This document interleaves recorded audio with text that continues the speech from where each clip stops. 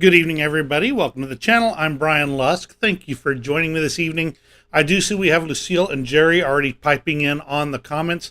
Glad to see you both here. And whether there'll be any sanity today, well, that's going to depend on how you interpret what's going on in today's broadcast. Let's go ahead and get started in on things. Kind of wanted to put together a... Hold on a moment.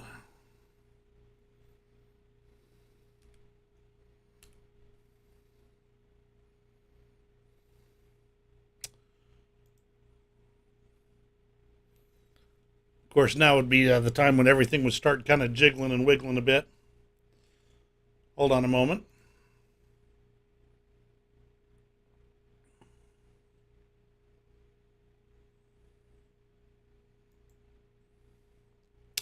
The internet connection here in the hotel is a little bit flaky. I think we've got things up and going. Let me know if things are working okay enough for you. Hi, Al and Ozzy. Glad to see you both. Always glad to have you here. And Al says, I'm here on time for once. Just got home from a day at the lake with the family. Sounds like a lovely day to be spending with the family. I actually just got back not too, just a few hours ago from the commemorative Air Force Air Base here in Peachtree City, Georgia. Most of their aircraft were off elsewhere for Oshkosh, I believe it was, the air show up there. But there were a couple of warbirds there, and I got to examine them pretty close. So I was glad to be over there. Anyway, so let's go ahead and pick up with what's going on here. My intro today will be from Tindar here. Those who expect other countries to surrender land to a foreign invader would do the same for their own country for the right price. That is the real concern, I think, more than anything else, is the fact that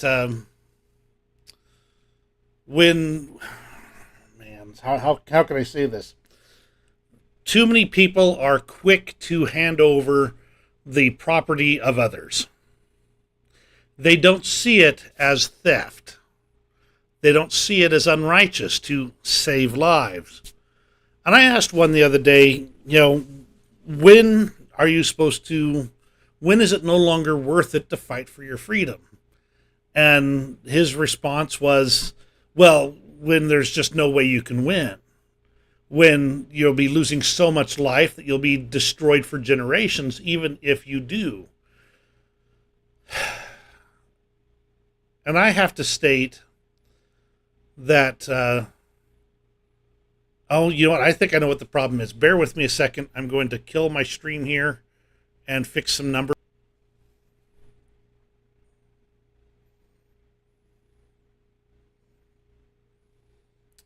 All right, I should already be back up. Let me know if you see me already. I'm watching to see if things pick back up and go.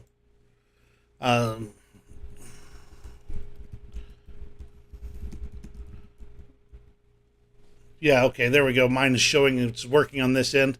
Anyway, continuing on, I noticed that things were a bit overloaded over here, and it looks like we might still be having some issues, but I can mess with those later. Anyway, the idea that people should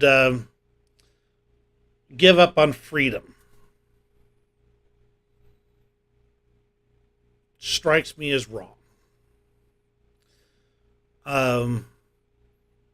The founders of our nation, the founding fathers, when they set off to cast off the shackles of Great Britain and become the United States, they did not stop and say, is this really worth it? Many of them were wealthy men. In fact, nearly all of them were wealthy to some degree, having considerable holdings and land and property. And they, when they put their lives on the line, many of them died broke, penniless, or broken men. But not one, to my knowledge, ever said it was not worth the fight. Now, they successfully got the United States started, but if you look at the first what is it, about year and a half, 2 years of the Revolutionary War, my memory on this is a little bit hazy, so bear with me.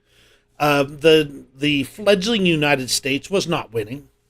In fact, they were getting their butts roundly handed to them in encounter after encounter with the highly trained and effective British troops.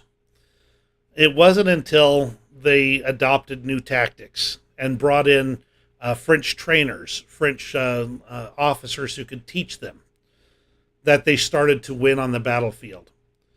But make no mistake, at those deep, dark days at Valley Forge was created the backbone of a nation that loved freedom. Moving on, we've got this post from Jennifer Griffin. From Yonatan Vesevov of Estonia. Our house is on fire. The war in Ukraine is existential. It's existential because those basic international norms will change at the end of this war. Could be returning to great powers, carving up continents. If we allow it to be the norm, then which borders remain secure? We are opening Pandora's box. For Europe, putting out this fire is existential. And there's the fundamental issue from Europe's perspective. And if we're returning to the era of the great powers, where great nations like the Empire of Great Britain, or France, or Russia, or China, or even the United States went back to their colonialist roots, where might made right, and adding onto your country was simply a matter of going over there and overthrowing the government thereof, then we have lost everything that we fought for. All of our freedoms would be meaningless if that is all that comes out of it, is a return to the era of the great powers that would slice and dice until just a few held everything. Hi, Vincent. Glad to see you as well. So far, except for a little hiccup right at the beginning, it seems things have settled back down and we're back to operating normally, or as normally as it can be with me around here. From Anton Herischenko, listen carefully. This is the opinion not just of Russian actor Okhlebitsyn, but also of Russia's leaders and Russians poisoned by propaganda. Ukraine should not exist. Ukrainians are Russians.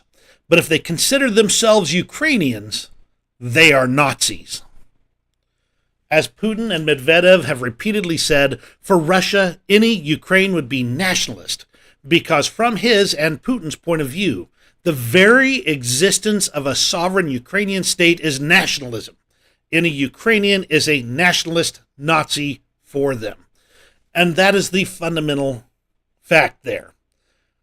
Russia, and Vladimir Putin in particular, have been rejected by Ukraine. And that is such a stunning insult to Russia's power, their image of being the country that everyone wants to be like, that they cannot stand the slight. They cannot stand the insult. And so therefore, to them, the existence of a Ukrainian state at this point in time is existential. Because if they are not the great power that they believe they are, from the era of Peter the Great, then what are they? And what they are is nothing more than a backwards gas station that knows how to sell things to the Chinese. Fundamentally, for Russia, their entire national character is riding on the line in Ukraine. And unfortunately for them, they're learning that is not going their way, that not everybody sees Russia with their particular light. So let's go ahead and get on to the events. I had found those kind of interesting to start with, so kind of a little bit of an introduction of sorts. So let's go ahead and move on to the actual actions in the field, as it were, during the night. Now, this is from just actually today, so it would have been between the 19th and the 20th. During the night, there was a massive drone attack on the Rostov region. Local authorities claim 26 drones were shot down. However, local reports show a fire caused by drones near the military airfield in Millerovo. Explosions were heard not only near the airfield, but also near an oil depot in Russia. Now, the amount of information we have on this is mostly, you're basically getting exactly what I know at this point. There was an attack on Millerovo. We do not have an analysis of the results just yet.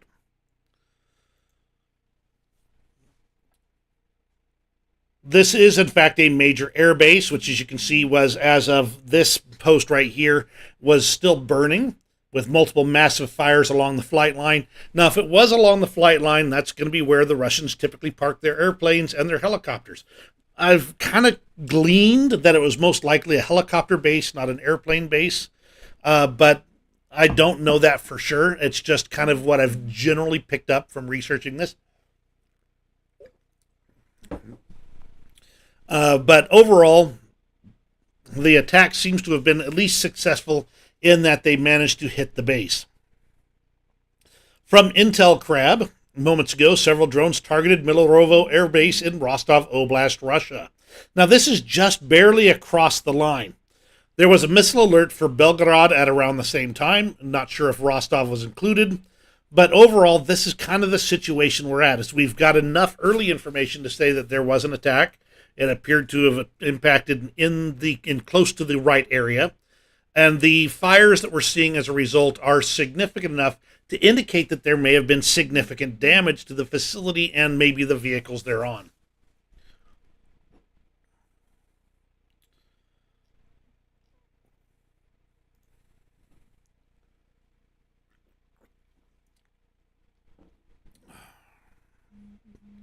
NASA's firms, that's fire information map here, is showing quite a few fires along the looks like the taxiway and the apron area, including one that's a little bit off the edge there. But overall, we're still don't know the actual results of this just yet. So keep an eye on this. If I can get better information, we will jump in there and do so. Now, I didn't get a chance to organize this just yet, so give me a moment or two here. I've got a few bits to pull out from other areas. Donald Trump and Ukrainian President Volodymyr Zelensky have a phone call set up for yesterday, according to sources. Their first conversation since Trump left the White House. Now, the rest of this should be over in this section here where I kind of split it out. Let me see if I can chase it down real fast here. The problem with using this low-power laptop to do these things is that I'm having to... it takes a bit for the laptop to catch up. All right, so we're getting to a bit of it here. Donald Trump and Zelensky had a phone conversation. The president of Ukraine congratulated Donald Trump on his nomination. He also condemned the assassination attempt on the American politician.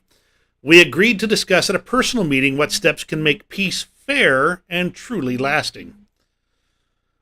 Trump confirmed the conversation. President Zelensky of Ukraine and I had a very good phone call earlier today. He congratulated me on a very successful Republican National Convention and becoming the Republican nominee for President of the United States. He condemned the heinous assassination attempt last Saturday and remarked about the American people coming together in the spirit of unity during these times. I appreciate President Zelensky for reaching out because I, as your next President of the United States, will bring peace to the world and end the war that has cost so many lives and devastated countless innocent families. Both sides will be able to come together and negotiate a deal that ends the violence and paves a path forward to prosperity. Now, Zelensky, this is from the perspective of Ukraine, it's absolutely vital that these conversations take place. If they are talking to Trump, they have a good chance of actually being in his ear in the vital moments and potentially getting him on their side. But Donald Trump is a narcissistic guy. It's his entire deal. So understand that these conversations have to be done, and they have to be done well in order to actually bring Donald Trump on board. So I know that many people are saying, "Oh, I can't believe he talked to Donald Trump," especially with J.D. Vance and all these other things going on. And the thing is that from a purely political perspective, he has to. He's got to have these conversations, or there will be no way that Donald Trump will be on his side in the end. Zelensky talked about J.D. Vance's comments about Ukraine. Maybe he really doesn't understand what is going on in Ukraine. We have to work with the U.S. If a new team will come, we have to work with them. It'll be hard work, but we are not afraid of hard work. I'm getting reports, by the way, that my internet connection is really crappy. I'm not surprised. The internet connection in the hotel has been flaky all this time. So if it's dropping really bad, let me know. I'll try and bump it down another step in quality to get a consistent signal to you. So that's kind of the situation with Donald Trump and President Zelensky. With the overall result being that there's a chance, and I'm not going to give a percentages or anything like that, but there's a chance that that this could be at least a positive step for Ukraine. But it is only a chance. I'm not going to make that call one way or the other. Let's go ahead and move on to the news out of Ukraine itself. An Iskander-M ballistic missile that attacked Odessa region yesterday was intercepted and destroyed. Now, this was reported on July 19th, which means it was probably from July 18th. I may have mentioned this in a previous report. I don't remember.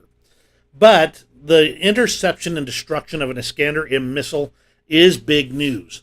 That means that they were able to... This is one of the ones that's been very hard for Ukraine to intercept. I believe this is, going from memory, the very first one that they managed to pull off. So that would mean that Russia's attempts to, their best missiles are now subject to Ukrainian air defense. However, the Russians did introduce a new drone. It flew at a low altitude, about 20 to 30 meters, which would be about 60 to 80 feet, 60 to 90, and had a speed similar to a Shahed. However, it resembles more of the reconnaissance Zala drone with a wingspan of over 4 meters. The Russians seem to be needing to pull out all the stops as well to try and keep their attack drones moving in. It may have even been based on a Zala drone, but we don't have good information on that yet.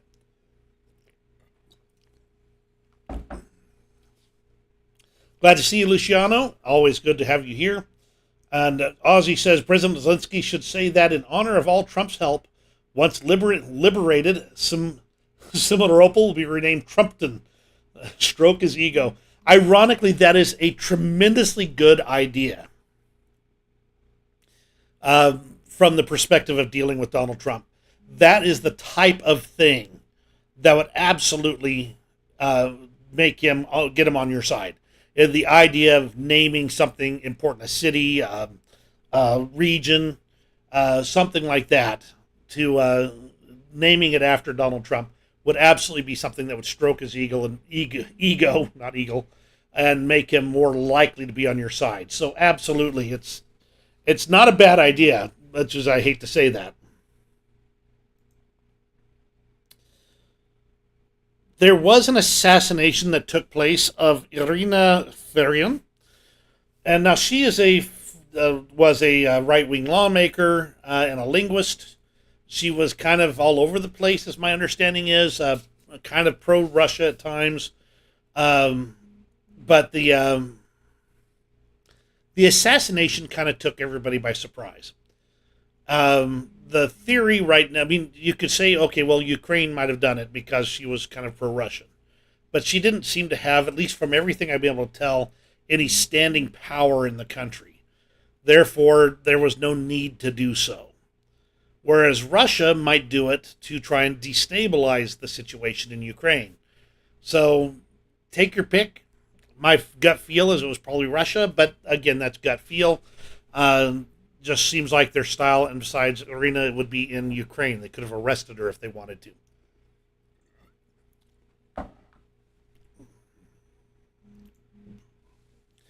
On the positive note, a Russian Su-25 was shot down by the Ukrainian military in the Pokrovsk direction.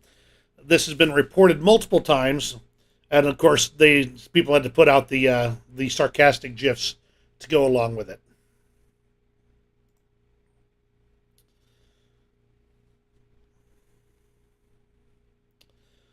Now we're talking about environment and climate for just a moment. A year after the destruction of Ukraine's Kakhovka Dam, vegetation cover in primarily irrigated parts of southern Kherson region and Crimea have fallen by 85% or more. It's a sign that the former breadbasket region is reverting rapidly to its previous semi-desert state, which tells me that if they don't rebuild something in place of the Kakhovka Dam, they're going to find that a lot of their topsoil is going to dry up and blow away, and thus destroy the ability of that region, at least initially, to carry out the agriculture that would feed hundreds of millions of people. So this is something that's going to have to be dealt with. I don't know what they can do or how they can do it, but it is an ecological and economic trouble that's right in front of them. Let's go ahead and move on to let's see. Oh, I thought I had a closed group option, but I don't. So let's go ahead and move on to the news out of Russia itself.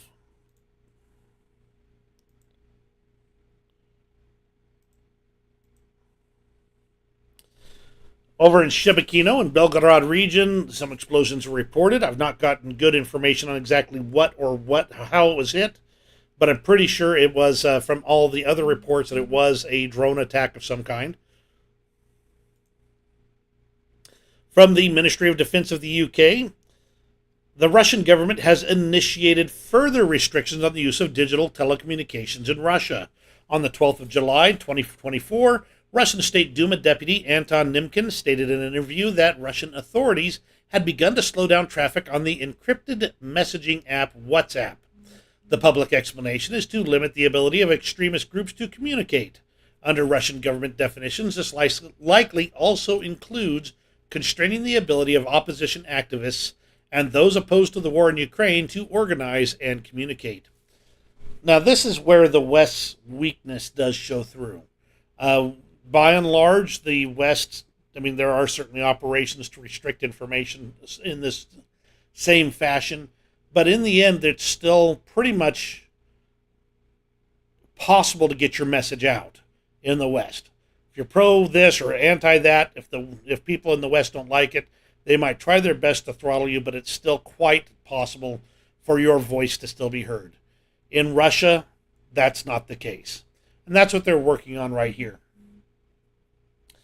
Separately, Russian independent media reported that disruption to the YouTube online video platform was due to deliberate slowdowns in traffic by the Russian government. The presidential administration is reportedly likely to block YouTube altogether in September. YouTube is relatively popular in Russia and has been used by opposition activists, most notably the late Alexei Navalny, to disseminate criticism of the Russian government. So basically, more restrictions on freedoms and freedom of speech in Russia. Of course, they don't have the same protections on it as we do in the West. Moving on to the Rostov nuclear power plant. Now, this situation, I'm going to state straight up. I've got it from multiple sources. They're typically reliable sources. What I don't have is good enough information for me to say that this is accurate. There's reasons to be suspicious. I'll put it that way. So that is your caveat to start with, and I want you to just understand that.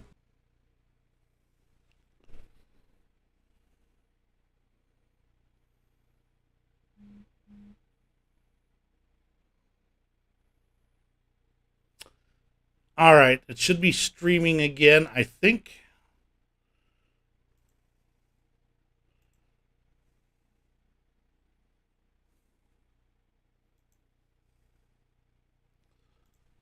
Okay.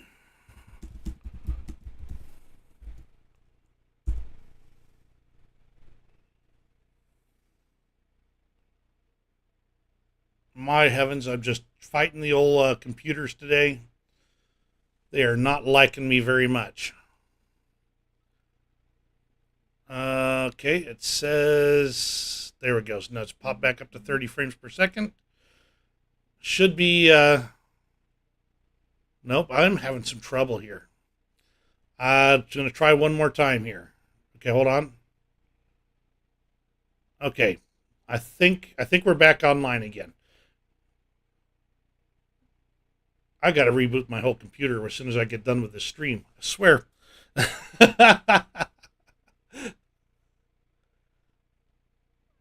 Okay, come on, girl. Let's get rid of some stuff here and see if I can make a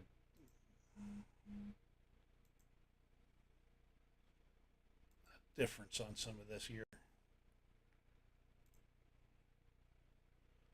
Bear with me just a moment or two. I'm working on getting things back together.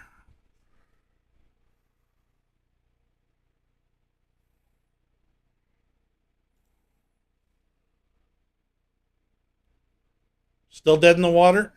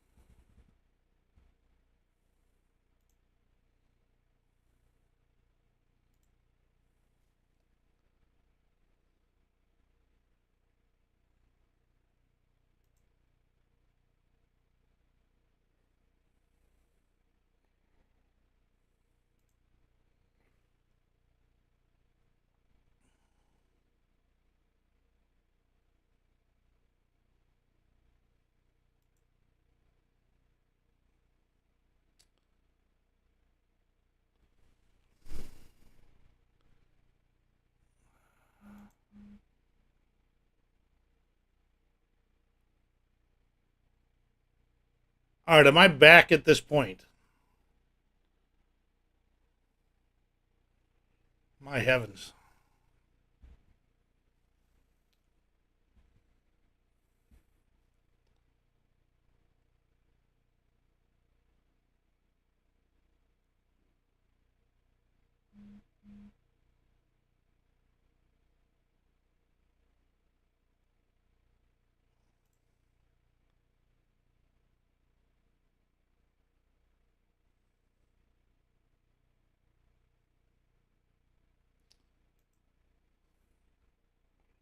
And this is why I don't normally.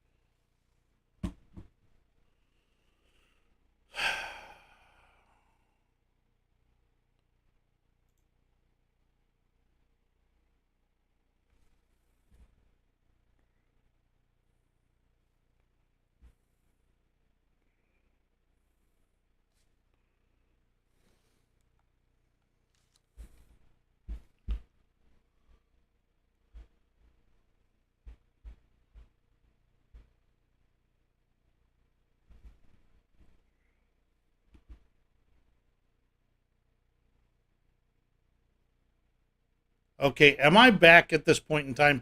Please let me know.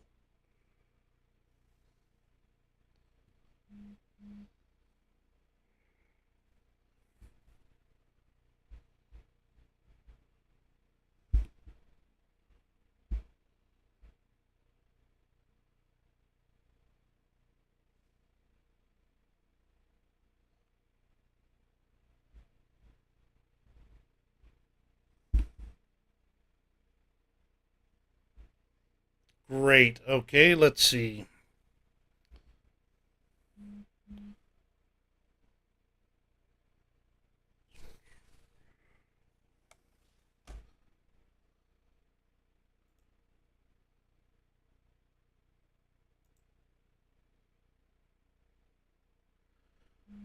All right, bear with me here. I'm just killing a few things to try and get things back into operational status here.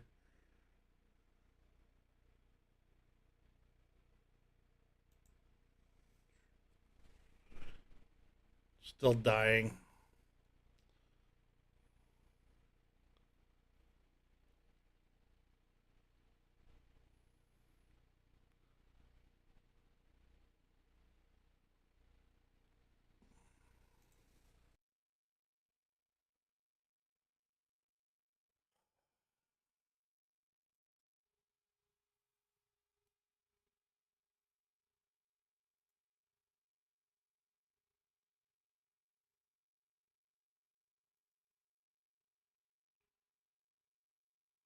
All right, can you see me now? One of those nights, apparently. While that's trying, while you're checking with you guys here, and try and bring things back up.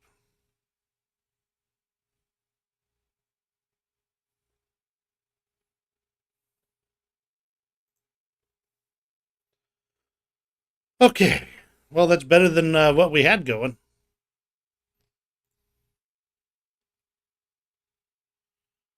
Okay, let's see.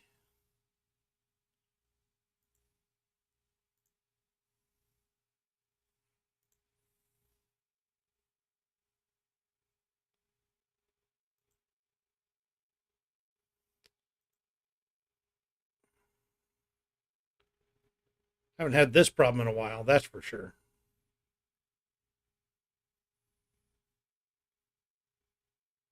All right,